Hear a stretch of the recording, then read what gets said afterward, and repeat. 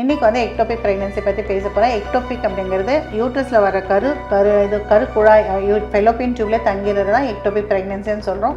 2 reason இருக்கும். ஒன்று வந்து டியூப்பில் இன்ஃபெக்ஷனாக இருக்கலாம், இல்லை பிளாக் இருந்து ரிமூவ் பண்ணியோ இல்லை ஏதோ ஒரு சர்ஜரி பண்ணியோ டேமேஜ் ஆகிருக்கலாம். ட்ரீட்மெண்ட் வந்து மெடிக்கல் மேனேஜ்மெண்ட்டும் இருக்குங்க, சர்ஜிக்கல் மேனேஜ்மெண்ட்டும் இருக்குது. மெடிக்கல் இப்போ வந்து லோ லெவலில் இருக்குது, நான் க்ரோயிங்காக இருக்குது, இல்லை அது லைவாக இல்லைன்னா மெடிக்கல் பண்ணலாம். இதே வந்து லைவாக இருக்குது, க்ரோத் ஆகுதுன்னா கண்டிப்பாக சர்ஜிக்கலாக எடுத்துடணும். எதுக்காகன்னா இதில் வந்து டியூப் சேவ் பண்ணுறதோ குழந்தைய சேவ் பண்ணுறதோ முக்கியம் கிடையாதுங்க. உங்களோட லைஃப் இஸ் வெரி இம்பார்ட்டன்ட். ஏன்னா வெரி ஃபியூ மினிட்ஸில் வந்து நாங்கள் பார்த்ததுலேருந்தே பார்த்தீங்கன்னா திடீர்னு பர்ஸ்ட் ஆகி ப்ளீடிங் ஆகி காம்ப்ளிகேஷன்ஸ் வரலாம். ஒரு டியூப் ஒரு முறை எக்டோபிக் வந்ததால் அடுத்த முறைக்கு வந்து 7% வரதுக்கு சான்சஸ் இருக்குது. சில பேருக்கு 2 டியூப்மே எக்டோபிக் வர வாய்ப்புகள் இருக்குது. ஸோ மெயின் ரீசன் வந்து டியூபல் இன்ஃபெக்ஷன் தான். ஸோ ப்ரெக்னென்சி ஆனால் இம்மீடியட்டாக டாக்டர்கிட்ட போய் பார்த்துட்டு ஒரு 35-40 டேஸ் ஆனாலும் நீங்கள் ஸ்கேன் பார்த்து அட்லீஸ்ட் யூட்ரஸ்குள்ளே இருக்கான்றதை கன்ஃபார்ம் பண்ணிக்கோங்க. ஸோ தட் அந்த ஃபியர் இல்லாமல் இருக்கலாம்.